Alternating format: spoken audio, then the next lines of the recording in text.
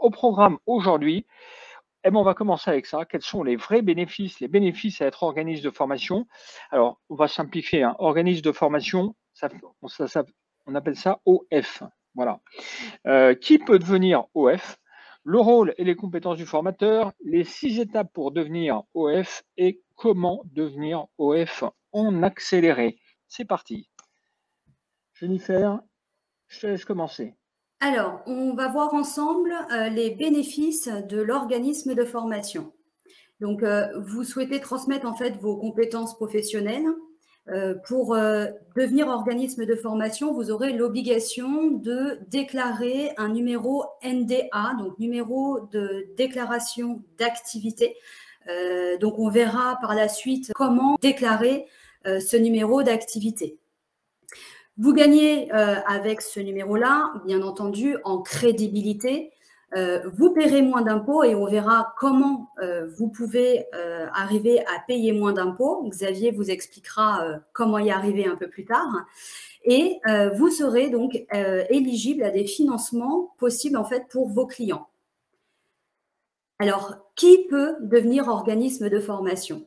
Eh bien, tout le monde peut devenir organisme de formation, quel que soit son statut juridique, que vous soyez une personne physique, donc en micro-entreprise, entreprise individuelle ou EIRL, ou toute personne morale, donc avec un statut SARL, SASU, etc. Donc, pour proposer de la formation professionnelle, vous devrez répondre à 3 grands axes. Le premier et celui qui est primordial, c'est le développement des compétences professionnelles. Dans les organismes de formation, la majorité des formations représentent à peu près, on va dire 80-90% du développement des compétences professionnelles. Vous avez ensuite l'insertion, la réinsertion professionnelle et enfin le maintien à l'emploi. C'est-à-dire que si vous proposez ce type de formation qui répond à un de ces 3 grands axes, vous aurez l'obligation de déclarer votre organisme de formation auprès de la directe. Ensuite, à qui vous pouvez délivrer la formation? Cette formation, vous pouvez la délivrer à toute personne en tant qu'activité principale ou activité secondaire. L'activité principale, ça veut dire que vous n'avez qu'une seule activité, c'est de former, de transmettre votre savoir-faire. L'activité secondaire ou accessoire, ce serait, si on devait donner un exemple, vous êtes intégrateur d'une solution logicielle pour un CRM, par exemple, vous pourriez vendre ce CRM et proposer, après l'installation, la vente, de former vos clients, vos stagiaires sur ce fameux logiciel. Dans ce cas-là, la formation deviendrait accessoire ou secondaire. Alors, pour quel type de formation? Ou plutôt, la question serait à qui s'adresse la formation? Eh bien, vous pouvez vous adresser autant aux professionnels qu'aux particuliers. Vous allez voir quelques exemples néanmoins. Si on prend l'exemple du coaching personnel, le coaching personnel n'est pas considéré comme une formation. Tout simplement, comme son nom l'indique, le coaching est plutôt un accompagnement. Ce n'est pas une formation professionnelle. Elle ne vous permettra pas de développer des compétences professionnelles. La formation Facebook est une compétence que vous pouvez proposer dans le cadre de votre formation. Alors pourquoi? Ben, tout simplement parce que Facebook va vous permettre de développer votre chiffre d'affaires au sein de votre société et ou votre visibilité. Dans ce cas-là, elle rentre bien dans le cadre d'une formation professionnelle.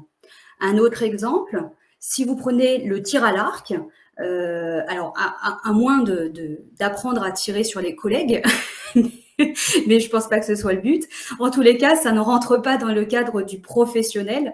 Et donc, dans cet exemple-là, le tir à l'arc n'est pas considéré comme une formation professionnelle.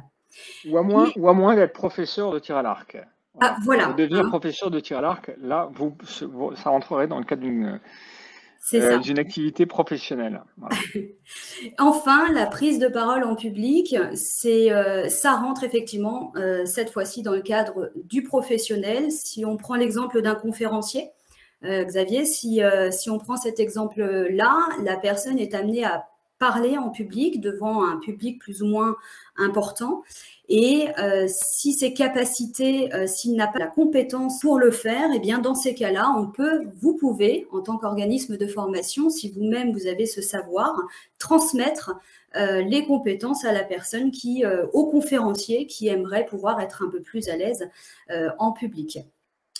Ensuite, quel est le rôle et les compétences, quels sont le rôle et les compétences du formateur?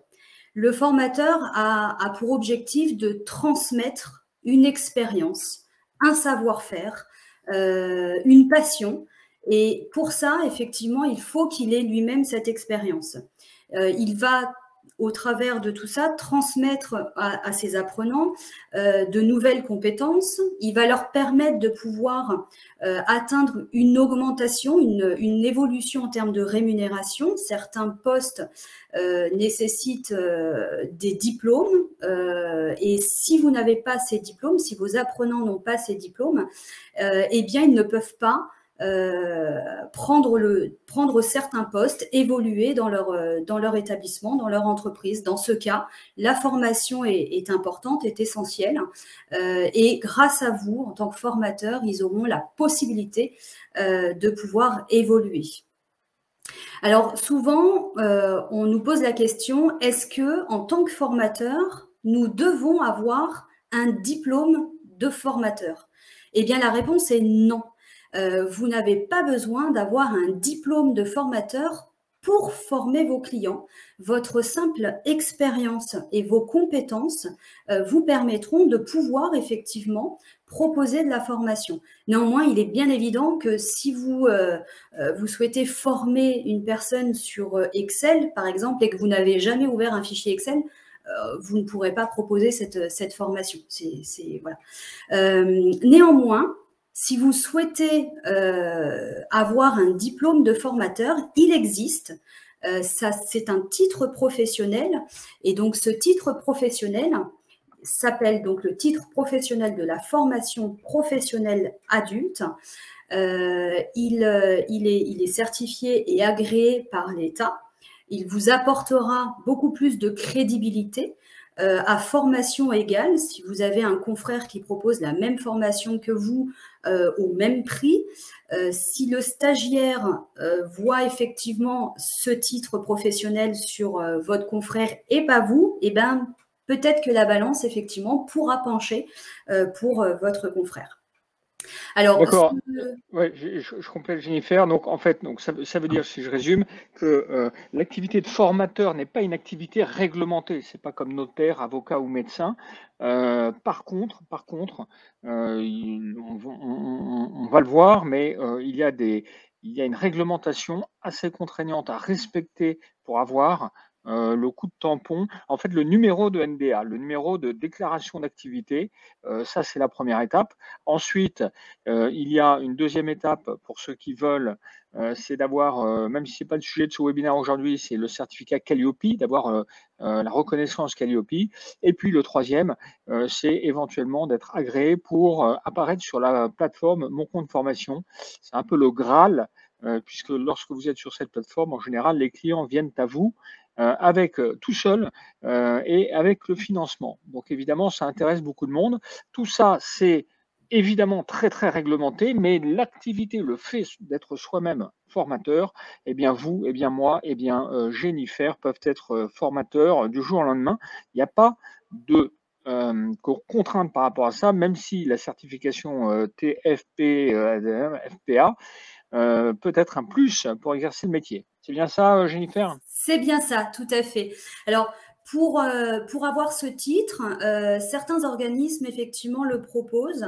Il y a en fait deux niveaux. Vous avez le CCP1 qui consiste en fait à préparer et animer une formation, et vous avez le CCP2 qui, lui, est le titre qui permet de construire un processus de parcours individualisé.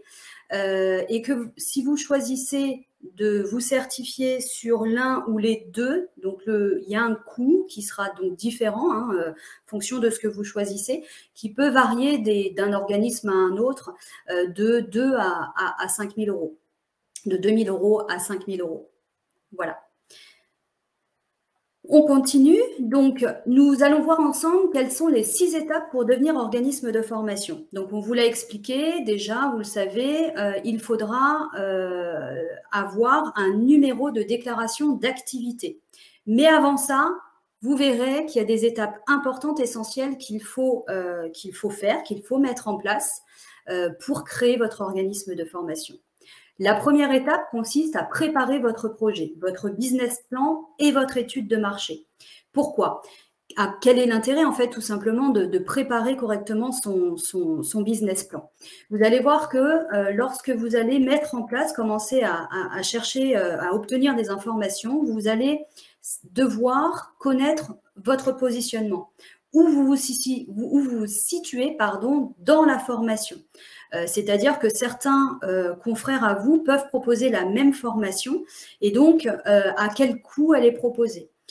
Toute cette étude de marché, savoir quelle est la concurrence, à quel coût est préparée et proposée la formation, ça va vous permettre de pouvoir, et d'une, demander des financements potentiellement auprès de votre banque. Vous allez également pouvoir calculer vos charges, les charges que représente votre organisme de formation, et tout mis bout à bout, voilà, avec tous les renseignements que vous allez avoir dans ce business plan et cette étude de marché, étude financière, pour la création de votre OF, ça va vous donner aussi une information sur la possible rémunération que vous pourriez obtenir dans l'activité de votre organisme de formation. Donc, il est essentiel, il est super important et il faut le faire. Vous ne pouvez pas avancer à l'aveugle lorsque vous créez une entreprise. Pour ceux d'entre vous qui ont déjà une entreprise en place, vous savez qu'on peut pas avancer à l'aveugle, ça fonctionne pas comme ça. C'est risqué, c'est de gros risques et on ne prend pas de risques avec une entreprise. Ensuite, il va falloir donc choisir votre statut juridique. Donc, pour choisir votre statut juridique, Xavier, je te laisse la main. Voilà. Alors, on va faire simple. Je fais un petit résumé par rapport à l'activité d'organisme de formation. Si vous voulez développer votre activité à part entière, vous partez d'une feuille blanche. On fait très simple, en 2 minutes, les 4 statuts auxquels vous allez pouvoir choisir. Le premier, c'est la micro-entreprise. On connaît ce statut extrêmement simple. L'avantage, des charges sociales connues d'avance, 22% du chiffre d'affaires. L'inconvénient, c'est que commercialement, micro-entreprise, c'est pas très, très fort, très costaud. C'est pas toujours très rassurant. En tant que micro-entrepreneur, vous ne pouvez pas vous associer. Et puis, au niveau de la protection du dirigeant, eh bien, c'est un statut qui peut protéger le patrimoine du dirigeant, mais qui est quand même pas vraiment protecteur en termes de responsabilité notamment. Voilà. Bon, vous allez voir qu'on a pris les moyens de transport, on a assimilé ça à une petite trottinette. Vous verrez ce qu'on a réservé pour les autres statuts. Ça correspond à des profils qui sont plutôt jeunes. Ou des profils, des activités side project à côté d'une activité de salarié.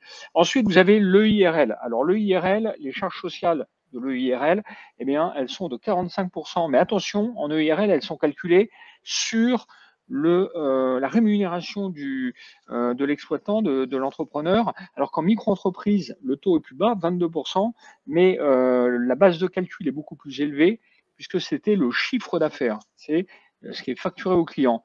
Dans l'EIRL, le taux de cotisation est plus élevé, 45%, mais encore une fois, il est calculé que sur la rémunération. Donc, si vous ne vous rémunérez pas, eh bien, vous ne payez pas de cotisation sociale.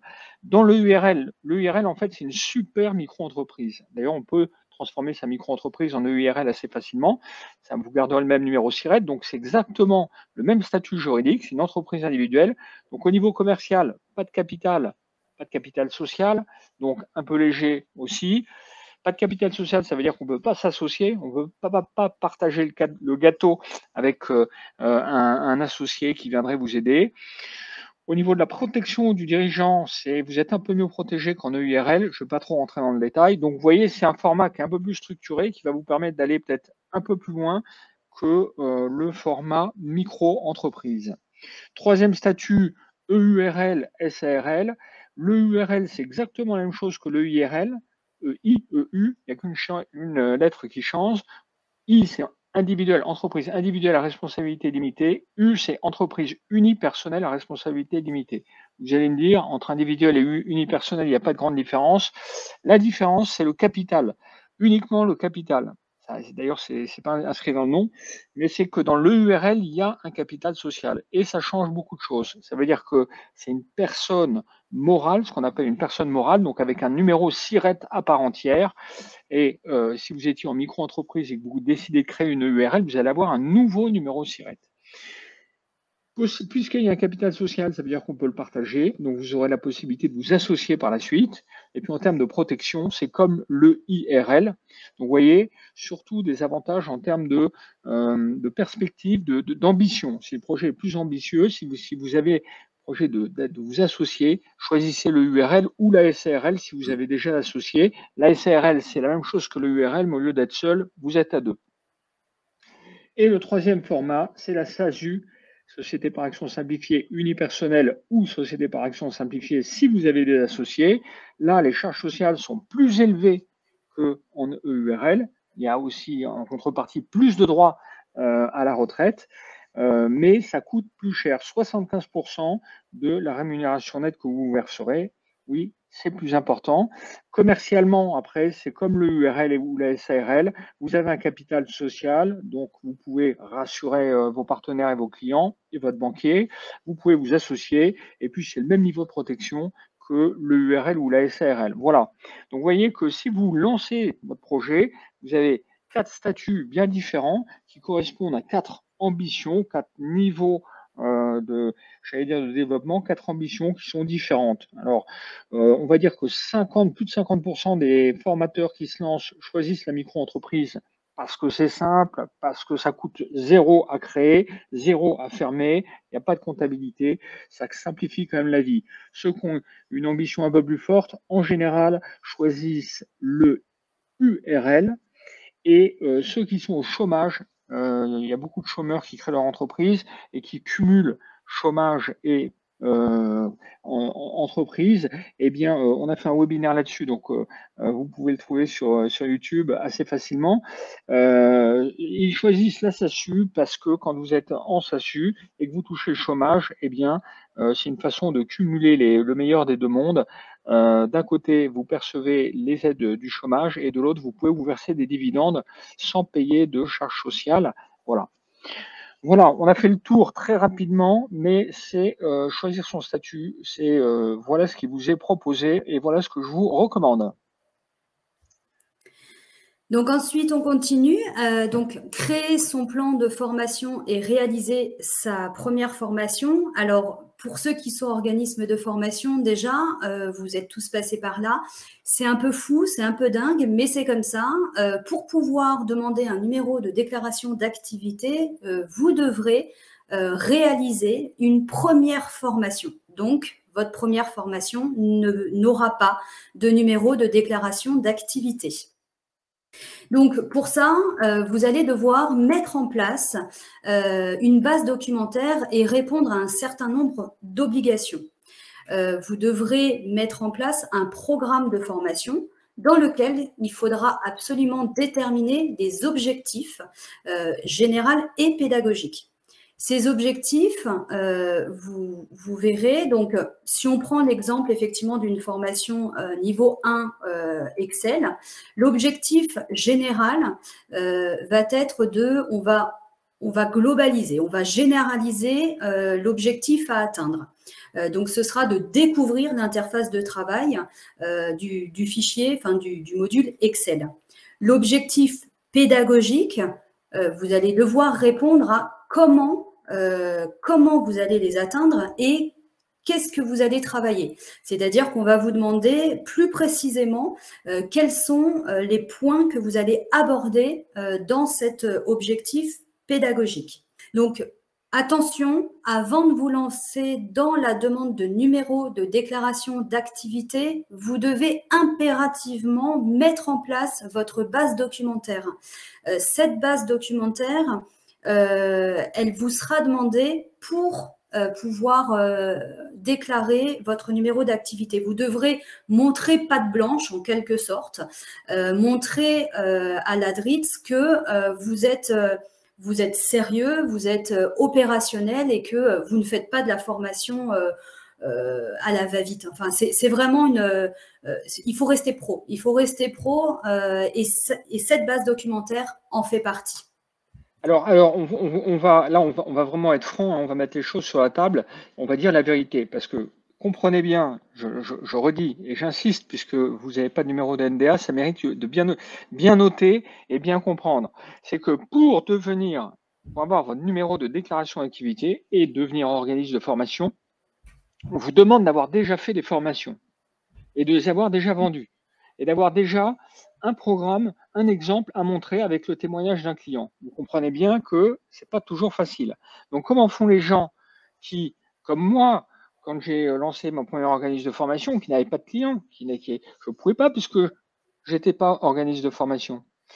Donc, voilà, vous imaginez la solution que j'ai trouvée, que trouvent la plupart des organismes de formation, c'est qu'on trouve quelqu'un qui est à la fois un client potentiel, mais qui est surtout un bon copain, et qui va faire office d'élève qui a suivi la formation et qui va témoigner, qui va remplir les questionnaires, etc. Vous verrez que, en fait, il y a un petit dossier à monter. Bon, donc c'est simplement pour vous dire ce paradoxe administratif, qui est un peu une spécialité française, où on vous demande, pour devenir organisme de formation, d'avoir déjà fait une formation. Vous avez compris le paradoxe et vous avez compris la solution. La solution rapide et intelligente, c'est soit vous avez déjà vraiment eu un client, soit c'est de trouver quelqu'un qui va faire office de client et qui va vous aider à remplir le dossier. Donc nous, on va vous donner des éléments. Allez bien jusqu'à la fin de ce webinaire, on va vous donner des éléments justement pour contourner en partie ce petit problème. Voilà. Voilà. Mais après, n'hésitez pas à être transparent aussi avec vos clients en leur expliquant que c'est votre première formation et que pour le moment, vous n'avez pas votre numéro de déclaration d'activité. Ce qui viendra par la suite. Il faut vraiment être transparent et les rassurer.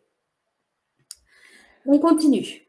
Donc, nous allons voir ensuite comment réaliser votre première formation. Donc, pour ça, vous allez, comme je vous l'ai dit, devoir mettre en place une base documentaire. Cette base documentaire, elle est assez importante et c'est pour ça que je vous dis, j'insiste là-dessus, ne vous lancez pas dans une première formation si vous n'avez pas rempli les conditions de la base documentaire. Parce que c'est pas sérieux d'une part et que vous avez quand même une obligation à respecter à ce niveau-là. Vous avez des exigences. Alors, avant une formation, vous allez devoir remplir un certain nombre d'éléments. Donc, il y a un livret d'accueil, un plan d'accès, le programme, la convention, etc. Tous ces documents seront à réaliser, seront à mettre en place et à fournir à votre stagiaire ou à vos apprenants.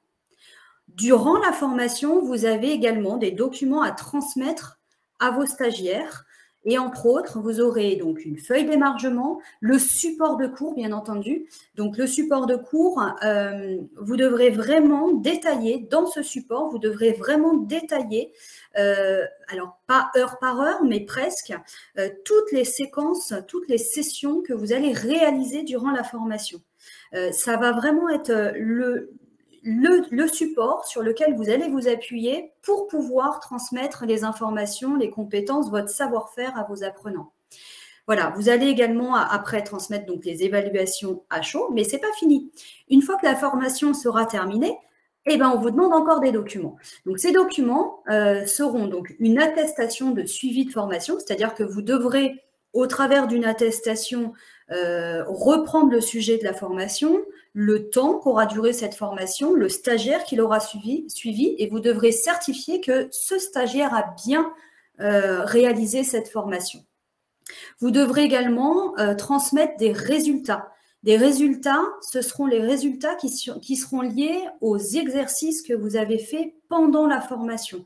Ces résultats, à force d'en réaliser, vous allez avoir tout un panel qui va vous permettre de pouvoir noter vos formations, voir un petit peu combien de stagiaires ont réussi la formation, combien ne l'ont pas réussi. Et ça encore, vous devez être transparent là-dessus par rapport aux potentiels clients qui aimeraient avoir accès à vos futures formations. Hein, encore une fois, la transparence. Quand on est organisme de formation, vous devez être transparent, que ce soit sur vos prix, que ce soit sur la manière dont vous allez apporter votre formation, les moyens que vous allez donner pour avoir accès à cette formation, et enfin, les documents que vous allez produire et les résultats qu'il en ressort de cette formation. Vous devez être transparent. En tant qu'organisme de formation, c'est ce qu'on vous demande. Alors c'est un peu contraignant et c'est évidemment impressionnant aussi. Donc, pas de panique. À la fin de ce webinaire, on vous donne on vous expliquera comment voilà, avoir tous ces documents, avoir même des exemples. On vous montrera comment avoir des exemples pré-remplis qui vous aideront, qui vous feront gagner du temps, qui vous permettront de franchir ces petites étapes administratives qui peuvent prendre un peu de temps parce que quand on le fait pour la première fois, eh ben c'est pas toujours facile de le remplir et de pas se tromper. Donc rassurez-vous, on a la solution pour vous à la fin de ce webinaire pour vous permettre de plier tout ça très rapidement. Voilà, on continue. Donc ensuite, une fois que vous aurez réalisé votre plan de formation, vous devrez donc ensuite déclarer votre activité à la DRITS, donc ex-direct. Et pour ce faire, vous avez 3 mois. C'est-à-dire qu'à partir du moment où vous avez signé votre convention de formation, vous aurez 3 mois pour réaliser les démarches auprès de la DRITS. Donc, il y a deux formats possibles. Le premier, c'est effectivement de remplir les documents nécessaires, donc le CERFA, votre bulletin de casier du judiciaire, etc., la copie de vos statuts, et de transmettre l'ensemble par courrier ou par mail. Et vous avez un second format qui est assez récent, celui-ci, qui consiste en fait à remplir l'ensemble de la base documentaire, enfin de ce qu'on vous demande de transmettre comme document, directement sur le site en ligne mesdémarches.emploi.gouv. Ensuite, vous aurez également, alors là, c'est le petit bonus qui n'est pas si petit que ça parce qu'il représente 20%, mais Xavier va vous expliquer comment vous pouvez y adhérer. C'est une demande d'exonération de TVA. Donc, je laisse la main sur ce sujet-là à Xavier qui va vous expliquer tout ça en détail. L'exonération de TVA, donc, en fait, ce que vous devez comprendre, c'est que en tant que société, quelle que soit votre activité, vous allez pouvoir bénéficier de la franchise en base de TVA. La franchise en base de TVA, pour en bénéficier, c'est un régime dans lequel vous n'avez pas facturé de TVA à vos clients, vous pouvez en bénéficier quelle que soit votre activité. Quelle que soit votre activité, donc formateur, conseil, coach, achat-revente, location immobilière, tout le monde peut bénéficier de la franchise en base de TVA. Pour ça, eh bien, il ne faut pas dépasser un certain montant de chiffre d'affaires, 34 400 pour les prestataires de services, 85 700 pour les activités d'achat-revente. Si votre chiffre d'affaires ne dépasse pas de l'ensemble de votre entreprise, hein, si vous êtes multi-activité, ne dépasse pas 34 400 dans les services, vous pouvez ne pas facturer de TVA du tout à vos clients, même si, quelle que soit votre activité. Donc ça, il suffit simplement que votre expert comptable en fasse la demande ou que vous en fassiez la demande aux impôts.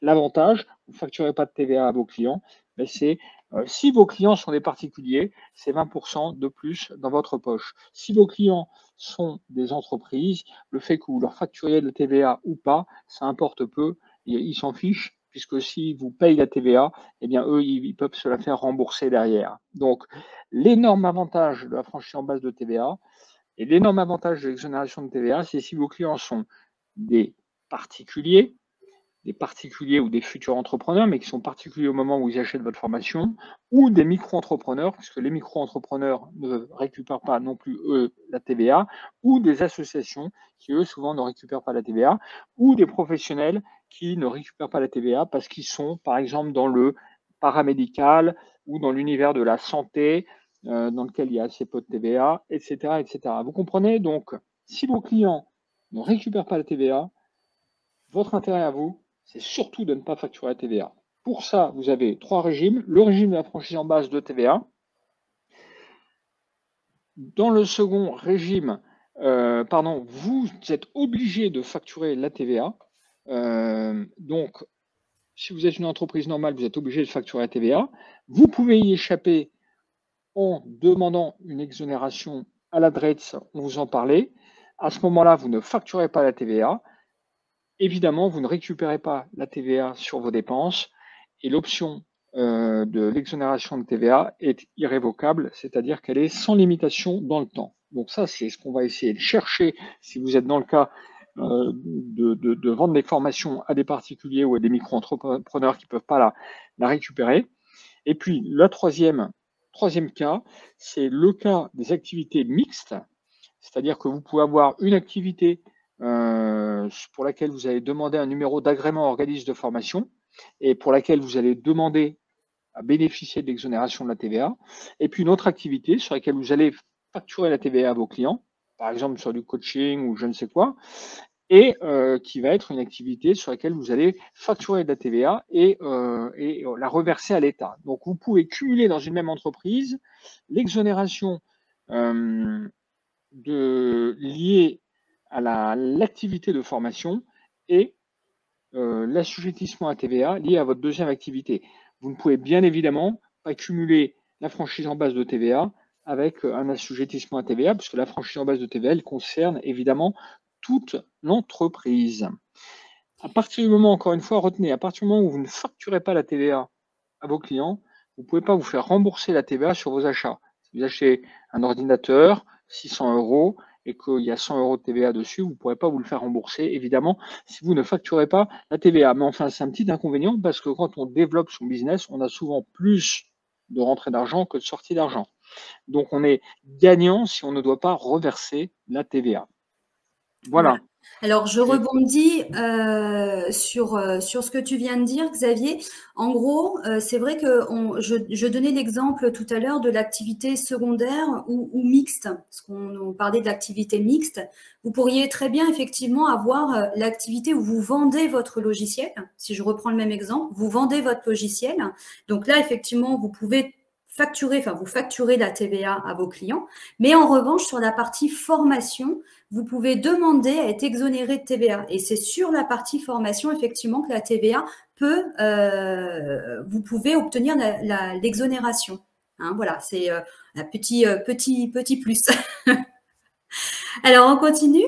Donc, ensuite, il y a, vous devrez, enfin, en 6e étape, réaliser votre bilan pédagogique et financier. En tant qu'organisme de formation, là aussi, ça fait partie des obligations. Donc, c'est une fois par an. Ce bilan pédagogique et financier, vous allez devoir détailler un certain nombre d'éléments, détailler en termes de chiffrage, en termes de coûts, en termes de masse de stagiaires, l'ensemble des informations tout au cours de l'année. C'est-à-dire que tout ce que vous aurez fait comme formation devra être rassemblé et mis dans un document que l'on appelle le bilan pédagogique et financier. Donc, il est à transmettre tous les ans, le 30 avril. Et attention, comme je vous dis, c'est une obligation. Si vous ne transmettez pas ce bilan pédagogique et financier, vous risquez la perte de votre numéro d'activité, vous risquez 4 500 € d'amende et surtout la radiation de votre organisme de formation. Donc, vous n'aurez plus le droit de réaliser des formations et donc, de ce fait, soit refaire une demande de numéro de déclaration d'activité. Voilà, c'est très embêtant. Si c'est votre seule et unique activité, ça veut dire plus de facturation, plus de chiffre d'affaires. plus de rentrée d'argent pour votre activité. Donc attention, bilan pédagogique et financier chaque année à transmettre au 30 avril. Essentiel. Ensuite, pourquoi le bilan pédagogique et financier vous est demandé? Donc, il est très important pour l'État parce que ça va lui permettre de pouvoir réaliser le bilan en fait du nombre d'organismes de formation qu'il existe sur le marché, sur le territoire. Ça lui permet de chiffrer ce que représente la formation sur le territoire sur les différents axes. Sur les axes du développement des compétences, sur les axes de l'insertion et de la réinsertion et sur les axes du maintien à l'emploi. Vraiment, ça permet de pouvoir identifier ce que représente l'activité de la formation sur le territoire français. Et enfin, la raison également pour laquelle le bilan pédagogique et financier est important, c'est que si vous envisagez la certification Calliope.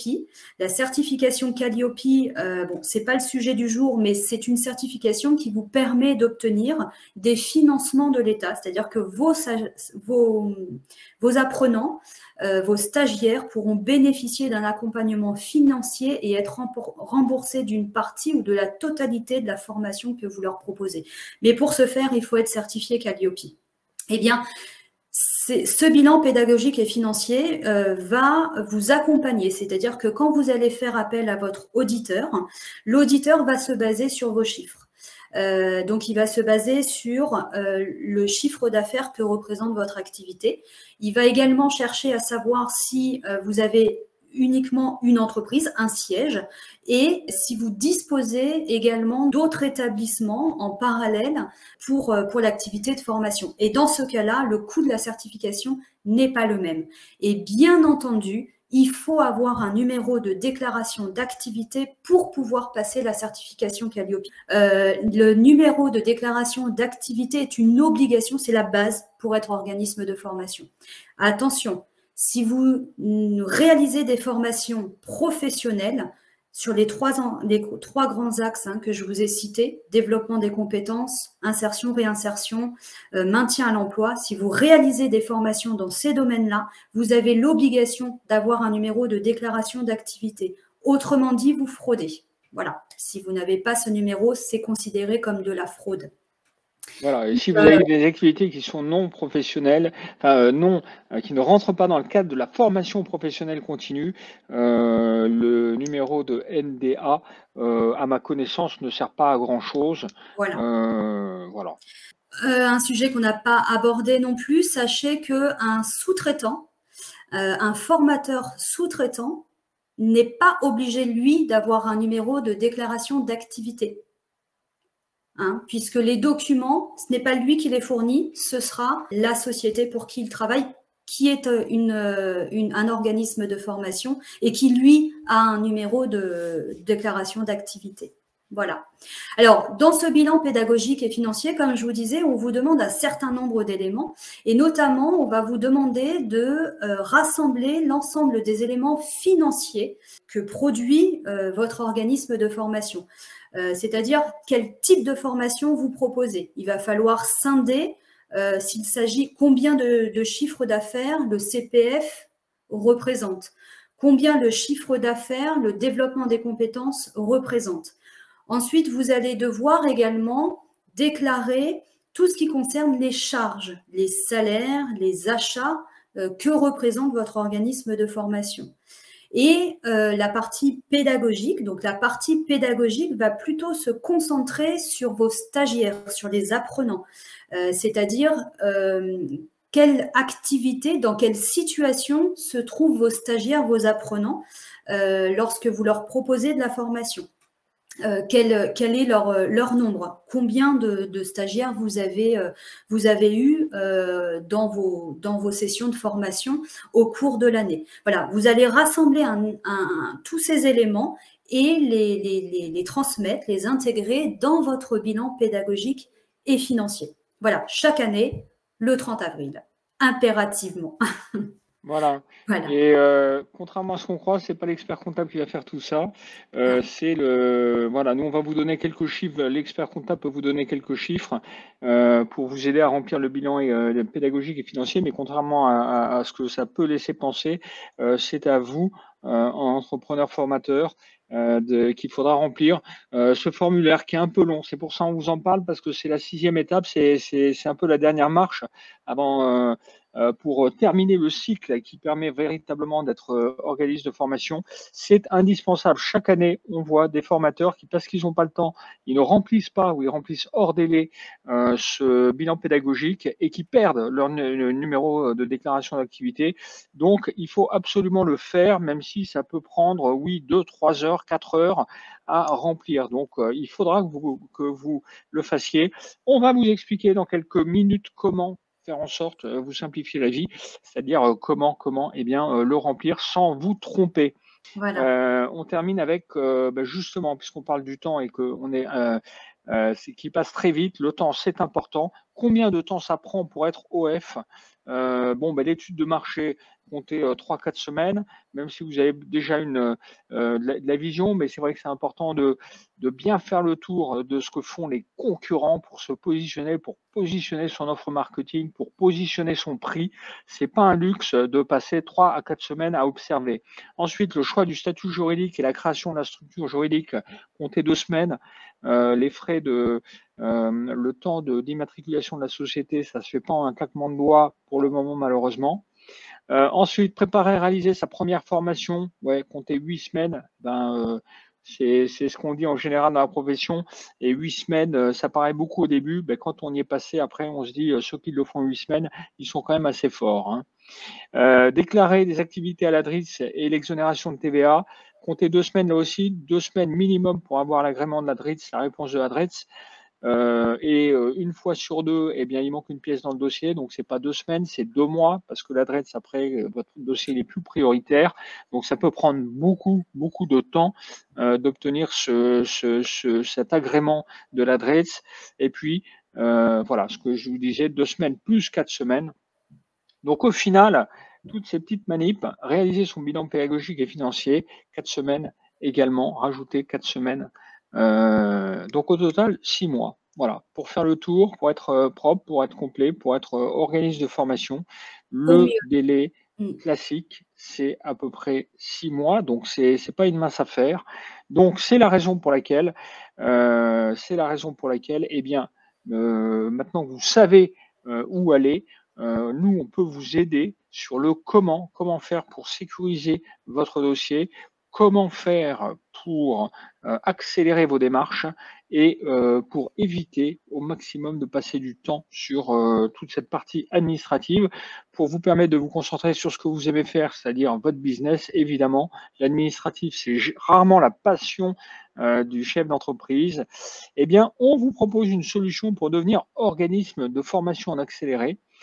Une solution qui va vous permettre non pas de passer 6 mois, mais de passer 1 mois, de faire tout ça en 1 mois. Alors vous allez me dire, en 1 mois, c'est pas possible.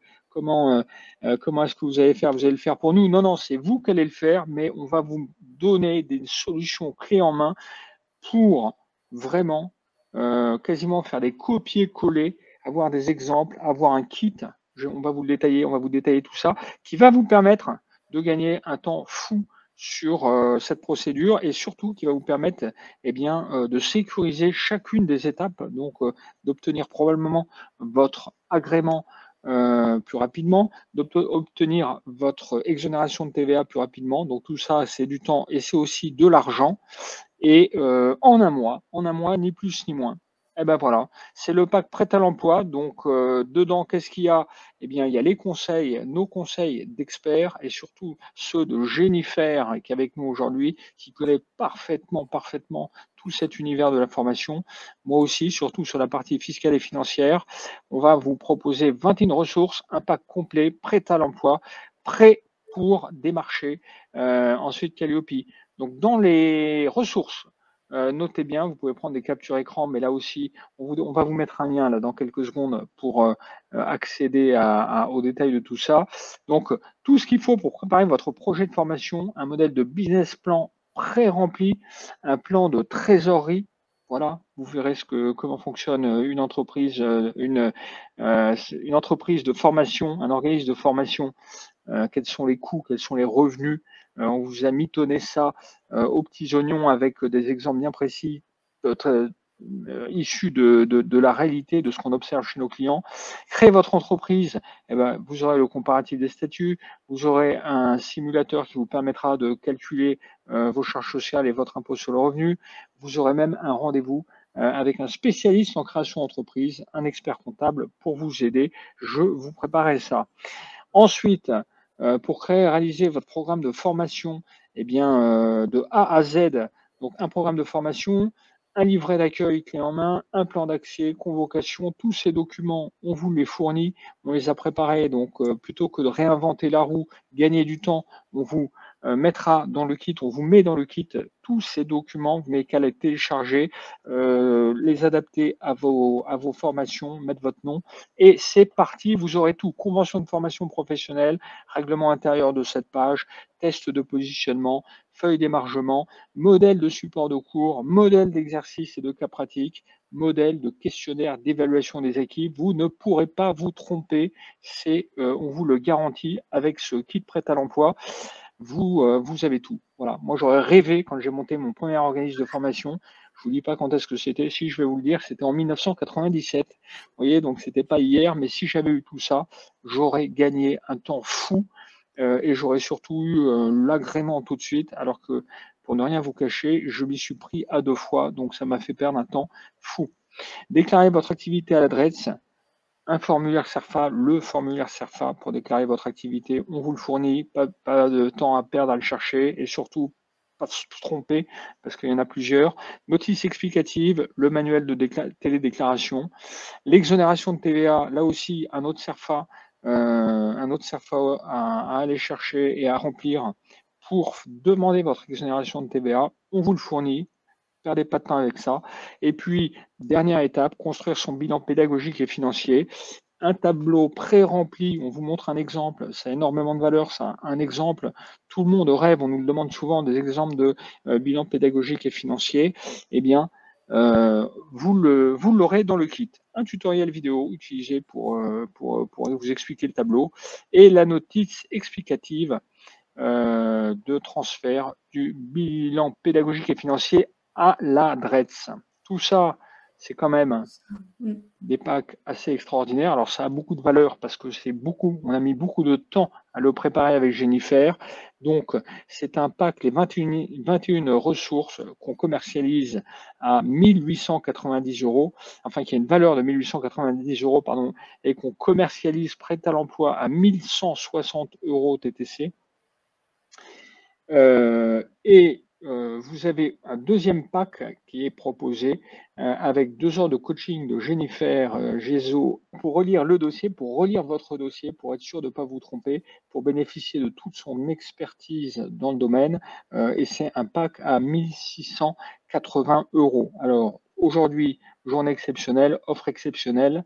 L'offre spéciale de la journée, eh bien, c'est moins 50% sur le premier pack, 580 €, 464 € hors taxe et 1160 € seulement si vous voulez bénéficier des bons conseils de Jennifer. Attention, 10 places disponibles maximum parce que le temps de Jennifer, il est compté et pour qu'elle puisse s'occuper de chacun d'entre vous, de chacun de ceux qui souscriront à ce pack, eh bien, il lui faut du temps. Donc, le nombre de places est limité.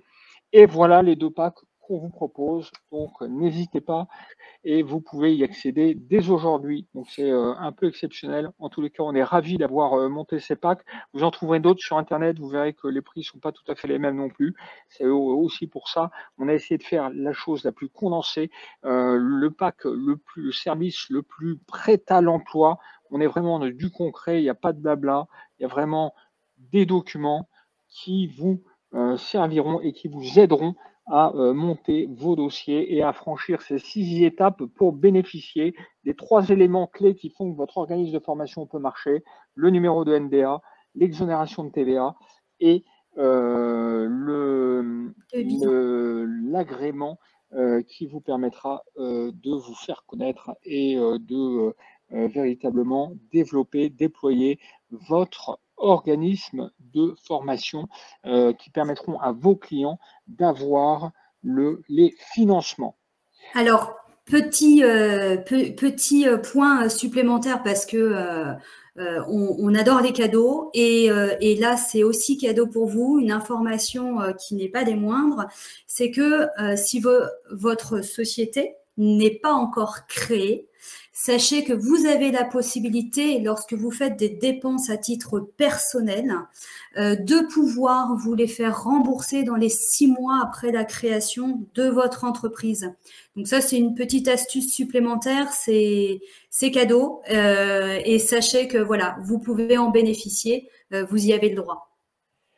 Tout à fait, tout à fait, tout à fait. Donc, c'est évidemment, ce sont des dépenses qui sont fiscalement déductibles, donc qui vous seront remboursées elles-mêmes par votre propre entreprise si vous ne l'avez pas déjà créée. Et si vous souhaitez, c'est pas dans le pack, mais si vous souhaitez qu'on crée votre entreprise, je rajoute un cadeau. On vous offre la création de votre entreprise, la rédaction des statuts, normalement 300 €. On vous l'offre bonus. Vous allez sur le site, vous tapez dans le chat et vous demandez à aujourd'hui c'est Aïcha qui vous répondra et vous lui dites que vous l'appelez vous la contactez de ma part pour créer votre société si vous ne l'avez pas encore fait, EURL, SASU. On fait ça pour vous et on sera ravis de vous accueillir et je vous proposerai un call d'ailleurs pour terminer le paramétrage de vos statuts. C'est moi qui finalise également ce type. Donc, vous voyez, aujourd'hui, on vous délivre le maximum de valeur pour vous aider à développer vos organismes de formation